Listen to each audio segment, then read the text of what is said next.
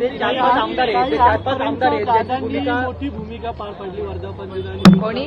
दादांनी. हा. 24 वर्ष अनेक वर्धापन दिनाची नियोजनाचे कार्यक्रम असतील. आज आठवण येते दादांची. दादाची आठवण रोजच येते, सगळ्याच भावांची. मला 6 भाऊ आहेत, त्यांची सगळ्यांची आठवण रोज येते. दादांना फोन करणार का शुभेच्छा द्यायला ताई? माझं सगळ्यांचीच बोलणं होत असतं, कारण का नाही सगळ्या शुभेच्छा, भाऊबीजेच्या, दिवाळीच्या, वाढदिवसाच्या, वर्धापन दिनाच्या, इंडिपेंडन्स डेच्या, रिपब्लिक डेच्या सगळ्या शुभेच्छा मी सगळ्यांना दिल्या. रेल्वेचे एक्सपर्ट इथे आहेत, ते रेल्वे कमिटीवर आहे, त्यांना विचारा, मामूलदारांना विचारा. रेल्वेचे इच्छा अशीच आहे की 10 जूनला निर्णय होईल, म्हणजे 10 जूनला मोठी बातमी समोर येईल असं वाटत होतं.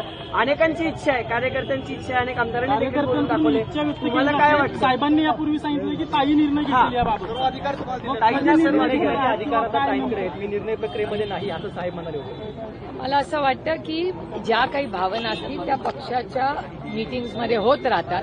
त्यामुळे सगळ्या मी केलं तर 14-15 दिवस नाहीये. तुम्हाला माहिती आहे, ऑपरेशन सिंदूरसाठी पहिलं ब्रीफिंगसाठी मी दिल्लीला गेले आणि तिथून सलग 11 दिवस मी देशाच्या बाहेर ऑपरेशन सिंदूरसाठी होते. परत आले, 2 दिवस मतदारसंघात झालेल्या आपला जो पाऊस आला, पूरासारखी परिस्थिती झाली, त्याची सगळ्याची पाहणी करण्यात 2 दिवस गेले आणि कलेक्टरांकडे फॉलोअप. ते नाही झालं की सिलेक्ट कमिटी इन्कम टॅक्सचं बिल आणायचंय, कारण का ते 1 जुलैच्या आधी इन्कम टॅक्सचं बिल आलं नाही तर ते इम्प्लिमेंट होणार नाही. त्याच्यामुळे कालचा माझा पुरा दिवस गेला. मी काल रात्री उशिरा इन्कम टॅक्सचं बिल करून इथे आले. हा कार्यक्रम करून मी 5:15 वाजताच निघणार आहे कार्यक्रमातून, कारण का आज 7 वाजता माननीय प्रधानमंत्र्यांनी आमच्या सगळ्यांचं डीब्रीफिंगसाठी बोलवलं आहे 7 वाजता. कारण ह्या सगळ्या दौऱ्यामध्ये काय फीडबॅक देशातून आलेला आहे त्याचं एक डीब्रीफिंग ऑलरेडी डॉक्टर जयशंकरजींना झालेलं आहे. आणि त्यानंतर आज माननीय प्रधानमंत्र्यांनी आम्हाला सगळ्यांना जे खासदार या ऑपरेशन सिंदूरच्या जी ग्रुप 7 जे 7 ग्रुप गेले होते त्या सगळ्यासाठी आम्हाला आज 7 वाजता बोलवलं आहे. त्याच्यामुळे मी पक्षाचा कार्यक्रम करून लगेच 1:15 वाजता निघणार आहे कार्यक्रमातून.